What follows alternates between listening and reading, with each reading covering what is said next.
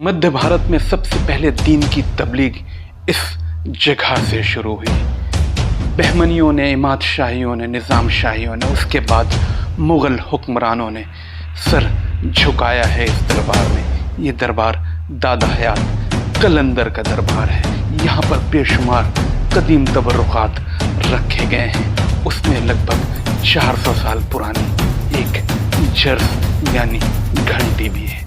आइए देखते हैं इस एपिसोड में। अस्सलाम वालेकुम, आदाब दोस्तों। मैं डॉक्टर रज़ीउद्दीन सिद्दीकी, खोज इंडिया में आपका बहुत बहुत इस्तकबाल करता हूं, स्वागत करता हूं, हार्दिक स्वागत करता हूं। हम इस वक्त मौजूद हैं ऐतिहासिक शहर मंगरूल पीर में। ये आप जो दरवाज़ा देख रहे हैं, दरअसल ये बहुत बड़े सूफी बुज़ुर्ग दादा हयात कलंदर के रोज़े का दाखिली दरवाज़ा है। आइए चलते हैं हम अंदर, देखते हैं यहाँ के क्या हालात। मंगरूल पीर दरअसल ज़िला वाशिम में मौजूद है, स्टेट महाराष्ट्र में मौजूद है। एक ज़माना पहले यहाँ इसके member of parliament Ghulam Nabi Azad हुआ करते थे। ये देखिए सामने एक अहाता आपके नज़र आ रहा है। दरअसल ये पौने 800 साल पुराना एक किलानुमा अहाता है। इस अहाते में होकर ही फ़िलहाल आज के दौर में पार्किंग के तौर पे इसका इस्तेमाल किया जाता है। इस अहाते में दाखिल होने के बाद ये सामने एक बुर्ज, एक दरवाज़ा दिखाई देता है जो अंदरूनी दरवाज़ा है। इससे दाखिल होकर आप मज़ार अक़दस तक पहुंच सकते हैं। मैं बात कर रहा था कुछ तारीख़ी हवालों की। तारीख़ अमजदी, तज़किरतुल औलिया और महबूबुत तवारीख़ में आपका ज़िक्र है। मेरे पास इस वक्त मौजूद है किताब महबूबुत तवारीख़। किताब महबूबुत तवारीख़ के सफ़ा नंबर 281 पे हज़रत हयात कलंदर मंगलूरी रहमतुल्लाह अलैह का ज़िक्र है। आपको मैं पढ़कर सुनाता हूँ कि इस किताब में आपके हवाले से क्या लिखा है। दरअसल इस किताब में पेज नंबर 281 पर ये देखिए लिखा है कि आपका नाम सैयद अहमद कबीर है, शाह बदरुद्दीन लक़ब है, हयात कलंदर भी आपका लक़ब है। आपका असल वतन मुल्क रोम में मौज़ा बताही है। आपको तरीक़े रिफ़ाइया में बैत थी और इसी तरीक़े में खिलाफत पाए थे। दूसरे सलासल से भी आपको इजाज़त हासिल थी। आपके वालिद का नाम सैयद यहिया रिफ़ाई था। डॉक्टर यासीन कुद्दूसी साहब से जब हमारी इस हवाले से बात हुई तो आपका कहना है कि वो जो मौज़ा बताही लिखा है, दरअसल वो शहर बतहा है और वो मक्का का ही पुराना नाम हुआ करता था। शहर बतहा से आप हिंदुस्तान तशरीफ़ लाए।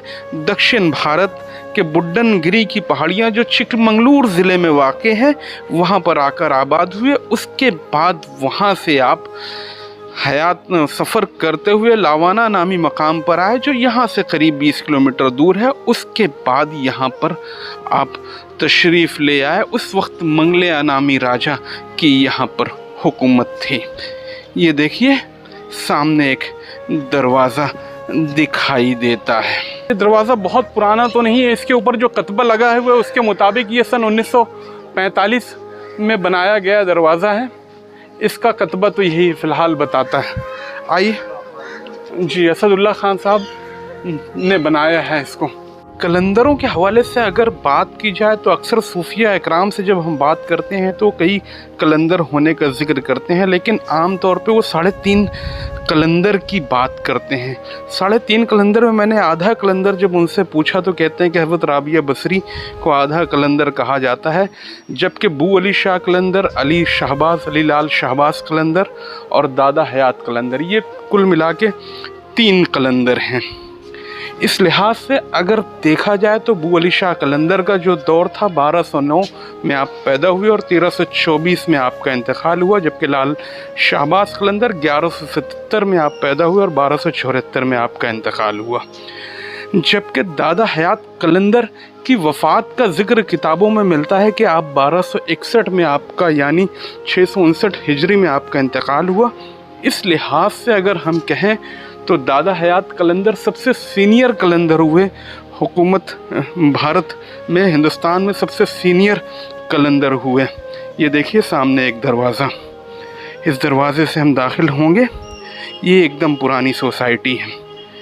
ये देखिए सामने एक बड़ा वसी और आहता नज़र आता है। इसमें शायद मस्जिद, खानका वगैरह सब मौजूद है। तो मैं दादा हयात कलंदर की बात कर रहा था। अगर तारीख़ वफ़ात के लिहाज से हम बात करें तो दादा हयात कलंदर सबसे पहले, सबसे सीनियर कलंदर हिंदुस्तान के हुए। आइए देखते हैं यहाँ पर और क्या क्या मौजूद है। इस जगह के बारे में अगर कहा जाए तो ये पूरी तरीके से एक किला नुमा नहीं बल्कि किला ही है। इसमें कुल 9 बुर्ज और 4 दरवाज़ों हैं। 4 दरवाजे से दाखिल होकर आप रोज़े तक पहुंच सकते हैं। काफ़ी ऊंचाई पर है। हमारे साथी मुसैबुर रहमान ने हमको एक बड़ी दिलचस्प बात बताई है कि यहाँ पर एक घंटी है। घंटी मतलब जर्स है, जिसे फ़ारसी में जर्स कहा जाता है। ज़माने क़दीम से यहाँ पर मौजूद है। इसके बारे में लोग यहाँ के कहते हैं कि ये दादा हयात कलंदर के ज़माने से है। आइए हम देखते हैं उस जर्स को। मुसैबुर रहमान हमको दिखाएंगे वो जर्स और बात करेंगे यहाँ के खादिम अलहाज शमशुद्दीन साहब जागीरदार से। वो हमको बताएंगे इस घंटी के बारे में। इसके बारे में कहा जाता है कि ये अष्ट धातु से बनी हुई है। आइए देखते हैं इस घंटी को। बोलिए जागीरदार साहब इसके बारे में। हाँ, ये जो घंटी है ये इसको जरस कहा जाता है। ये जो है ये पुराने कदीम ज़माने में जब घड़ियाल वगैरह कुछ नहीं थे तो उस टाइम में इसे इस्तेमाल किया जाता था। जैसे रमज़ान शरीफ है, रमज़ान में कितने बज रहे टाइम रात में मालूम नहीं पड़ता था तो ये ठोकते थे 1 2 3 4 5। इफ्तार के टाइम में इफ्तार ख़त्म हो गई, सहरी के टाइम में, इसके टाइम में भी ऐसे, यानी हर वक्त ये घड़ी का इस्तेमाल करते थे लोगों को मालूमात देने के लिए। लोगों को मालूमात, गाँव वालों को सबको मालूमात रहती है। अच्छा अच्छा। ये सब धातु की है। हाँ, इसमें पूरे गांव में, अतराफ में इसका सब आवाज़ घूमता है। ये दादा के ज़माने की है। ये दादा के ज़माने की। देखा आपने, शमशुद्दीन जागीरदार साहब ने आपको इस घंटी के हवाले से दिलचस्प जानकारी दी। लेकिन हमने जब इस घंटी के हवाले से इतिहासकार यासीन कुद्दूसी साहब से बात की तो यासीन कुद्दूसी साहब ने बहुत दिलचस्प जानकारी हमको दी। उन्होंने, देखिए इस पेज को देखिए जो आपकी स्क्रीन के सामने दिखाई देता है। उन्होंने अपनी हैंड राइटिंग में ये लिखकर मुझे भेजा है कि annual report of Indian epigraphy की for the year of 1973-74 number पर D-240 1973-74 में महकमा आसार कदीमा की सालाना कतबात की जो रिपोर्ट शाये हुई है उसमें इस घंटी यानी इस जर्स के हवाले से दिलचस्प बातें लिखी गई है। दरअसल देखिए आप, ये फ़ारसी ज़बान का एक कतबा इस पे लिखा हुआ है।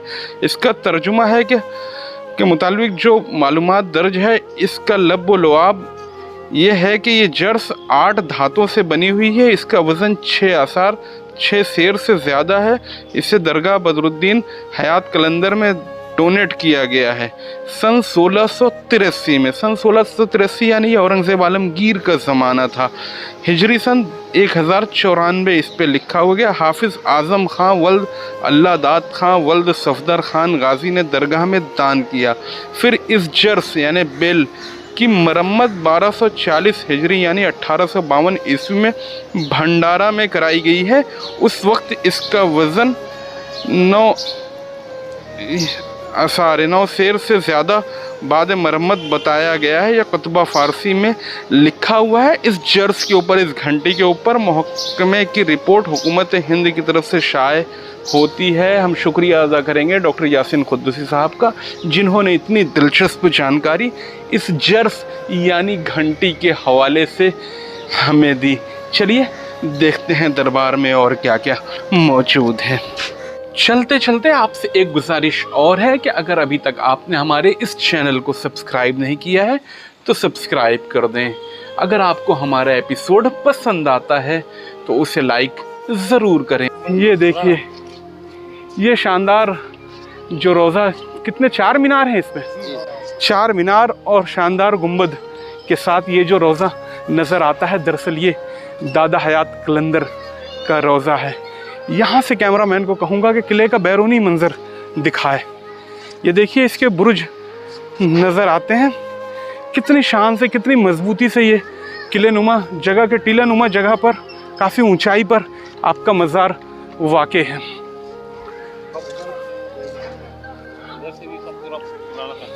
अच्छा, इस तरफ पीछे से चलकर हम देखते हैं, कहते हैं कि पीछे से पुराना कंस्ट्रक्शन दिखाई देता है। अच्छा, यहाँ पर ऊँट भी है।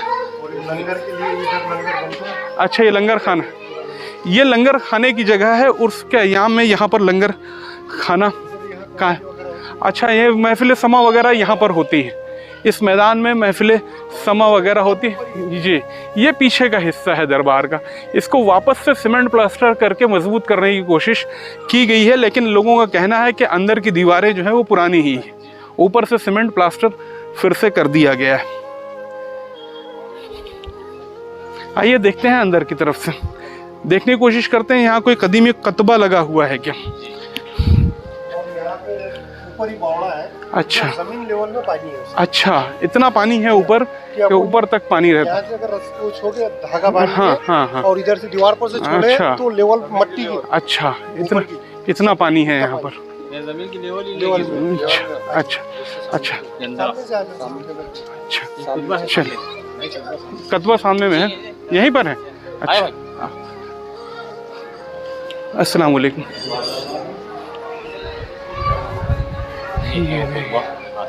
अच्छा, हम दरबार में दाखिल हो चुके हैं। जिस कतबे को हम ढूंढ रहे थे, का कहना है कि वो कतबा यहीं पर लगा हुआ है, जिसका जिक्र इतिहासकार यासिन कुद्दुसी साहब ने। ज़मीर, वो रिसर्च पेपर दो मुझे। ये देखिए, वो रिसर्च पेपर मेरे हाथ में है। इसका जिक्र यासिन कुद्दुसी साहब ने अपने रिसर्च पेपर बिरार अंडर द मुगल्स में किया है। ये देखिए, सामने आपके वो कतबा नज़र आता है। इसके ऊपर साफ साफ लिखा है, दर अहद मुबारक मोहम्मद शाह बादशाह। जी हाँ दोस्तों, ये मोहम्मद शाह बादशाह, जिन्हें मोहम्मद शाह रंगीला के नाम से जाना जाता है, दिल्ली के बादशाह मोहम्मद शाह रंगीला के नाम से उनके दौर में वो जागीर नवाब निज़ामुल मुल्क आसिफ शाह की ये जागीर हुआ करती थी। और बतारीख जो फ़ारसी ज़बान में यहाँ पर लिखी है, उसका तर्जुमा यासिन कुद्दुसी साहब ने 1166 हिजरी यानी सन 1734 निकाला है। सन 1734 में ये पूरा अहाता जो आपके सामने दिखाई देता है, ये बैरूनी दालान जो है, मुबारक मोहम्मद शाह रंगीला बादशाह जिनको कहा जाता है, उनके हुक्म से नवाब निज़ामुल मुल्क आसिफ शाह की जागीर में एक नाम इसमें और लिखा हुआ है नीचे में इस अहाते के मुतालिक, अब्दुल वाहिद साहब। ये फौजदार थे दरअसल इस इलाके के, अब्दुल वाहिद साहब। इनके नाम की एक तख्ती हमने कारंजा में भी देखी है। कारंजा का जो दिल्ली दरवाज़ा है, आइए आपको वो दिखाता हूँ। पहले दिल्ली गेट है, ये आज भी इसको दिल्ली गेट के नाम से जानते हैं। ये ब्लैक बेसाल्ट स्टोन और के अनगढ़े और गढ़े पत्थरों से मिलाकर इस दरवाजे को बनाया गया है। काफ़ी खस्ता हाल में इसके कंस्ट्रक्शन का काम यहाँ पर शुरू है। आप देखिए, ये बहुत ही खूबसूरत दरवाज़ा है। अभी तक आपने जितने दरवाजे देखे हैं कारंजा शहर के, उनमें सबसे ज़्यादा खूबसूरत दरवाज़ा यही नज़र आता है। इस पर फ़ारसी ज़बान में एक कतबा यहाँ पर शानदार कतबा लगा हुआ है। इस कतबे को आप देखिए, कैमरामैन को कहूँगा कि जूम करके आपको वो कतबा दिखाए। इस कतबे को अगर हम, यासिन कुद्दुसी साहब ने अपने रिसर्च पेपर में इस कतबे को ट्रांसलेट किया है। उनके मुताबिक अब्दुल वाहिद साहब जो उस वक्त यहाँ के गवर्नर थे, उन्होंने इस दरवाज़े को बनवाया था जबकि उस वक्त दिल्ली में मोहम्मद शाह का शासन हुआ करता था, यानी औरंगज़ेब के इंतकाल के लगभग 20 साल के बाद। देखा आपने कारंजा का दहली दरवाज़ा, इस पर भी अब्दुल वाहिद साहब का नाम लिखा हुआ है और इस कतबे पर भी अब्दुल वाहिद साहब का नाम लिखा है। बादशाह मोहम्मद शाह, जिनको रंगीला के नाम से जाना जाता है, उनके दौर में इन सारी इमारतों का कंस्ट्रक्शन इस इलाके में किया गया था। अब्दुल वाहिद साहब, जाहिर बात है कि बहुत नामी ग्रामी शख्सियत के मालिक कर रहे होंगे। कुछ तारीखदां उनको फौजदार तो कुछ इस इलाके का गवर्नर कहते हैं। बहरहाल इसी दरबार में दादा हयात कलंदर का लाया हुआ एक तबरुख भी रखा है। यासिन कुद्दुसी साहब का तो कहना है कि आपका वतन ही मक्का था, आप वहाँ से जब हिंदुस्तान तशरीफ़ ले आए तो आपके साथ हुज़ूर सल्लल्लाहु अलैहि वसल्लम के मुँह मुबारक भी थे, जिसे इस दरबार में बड़ी हिफाजत के साथ रखा गया है। आइए आपको वो दिखाते हैं। ये देखिए, ये जो ताख में आपको ताला नज़र आता है, इसमें हुज़ूर सल्लल्लाहु अलैहि वसल्लम का मुँह मुबारक रखा गया है। इसकी ज़ियारत दरअसल 12 रबीउल अव्वल यानी जश्न ईद मिलादुन नबी के दिन करवाई जाती है। बड़ी तादाद में लोग इसकी ज़ियारत करने के लिए यहाँ पर तशरीफ़ ले आते हैं। आइए अब दाखिल होते हैं अंदर मज़ार मुक़द्दस में। शमशुद्दीन जागीरदार साहब हमको बता रहे हैं कि यहाँ पर कुछ चीज़ें और भी रखी हुई हैं जिनका ताल्लुक़ दादा हयात कलंदर से। आइए उनको भी हम देख लेते हैं। अच्छा, तो ये देखिए, यहाँ पर एक हाथ वाली चक्की रखी गई है जिसमें दाना पीसा जाता है। कहा जाता है इस चक्की के हवाले से कि ये दादा हयात कलंदर के ज़माने से है। आइए, एक ये देखिए, ये सामने आपके एक संगे मरमर की चौकी दिखाई देती है। इस चौकी के बारे में भी कहा जाता है कि दादा हयात कलंदर अक्सर इस पे सर रखकर आराम करते थे। ये भी काफ़ी पुराना तबरुक यहाँ पर रखा हुआ है। इस जमादुस्तानी को आपका उर्स होता है 6 से 51।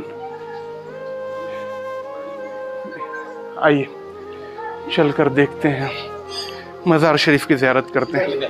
अच्छा, यहाँ से एक मिनट।